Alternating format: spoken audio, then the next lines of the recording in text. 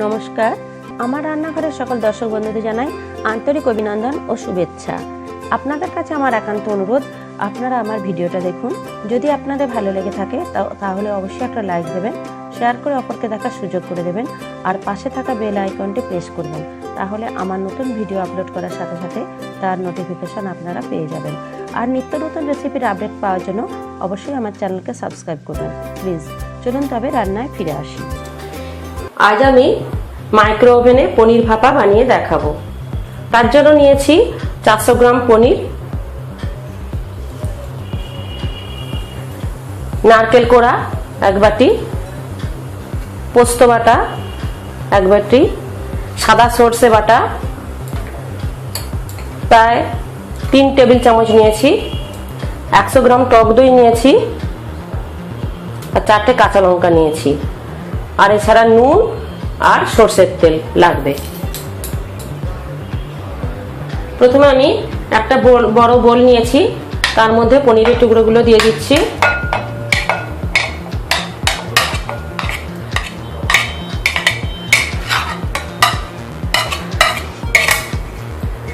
এবার এই পনিরের মধ্যে আমি প্রথমে সরষে বাটা,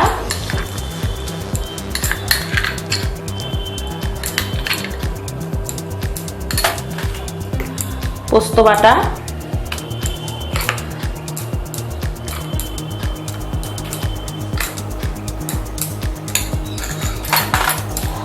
টক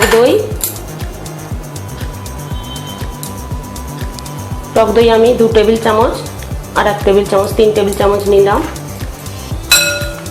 এছাড়া নারকেল কোড়া,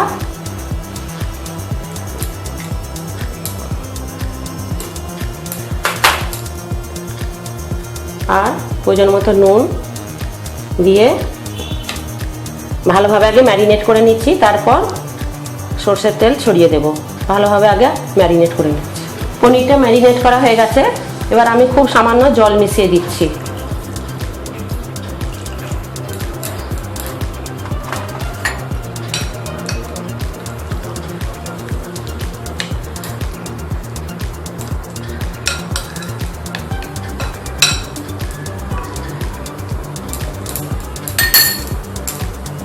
আর একটু উপর থেকে সরষের তেল ছড়িয়ে দিলাম।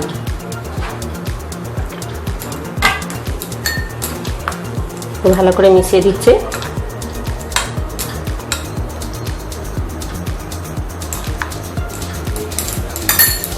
কাঁচা লঙ্কা চারাগুলো দিয়ে দিলাম। এবার আমি পনিরটা মাইক্রো ওভেনে একটা ঢাকনা দিয়ে দিলাম, ভেতরে দিয়ে 3 মিনিট আমি রান্না হতে দিচ্ছি।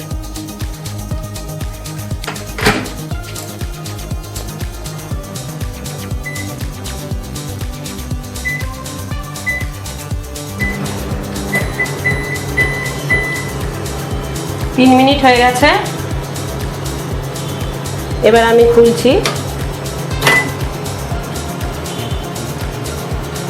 3 মিনিট পর আমি পনিরটা বার করেছি, একবার উল্টে দিচ্ছি। প্রায় হয়েই গেছে, কিন্তু আমি আর একবার উল্টে দিয়ে মাইক্রো ওভেনে আরেকবার আমি 2 মিনিটের জন্য দিয়ে দেব।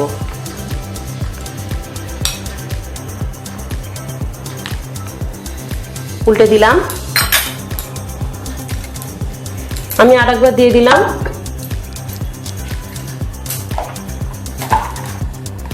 ঢাকনাটা দিয়ে আর 2 মিনিটের জন্য আমি রান্না হতে দিলাম।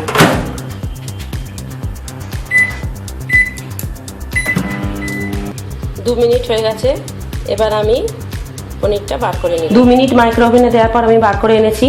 একদম তৈরি হয়ে গেছে আমার রেসিপি পনির ভাপা। খুব সুন্দর একটা স্মেল উঠছে।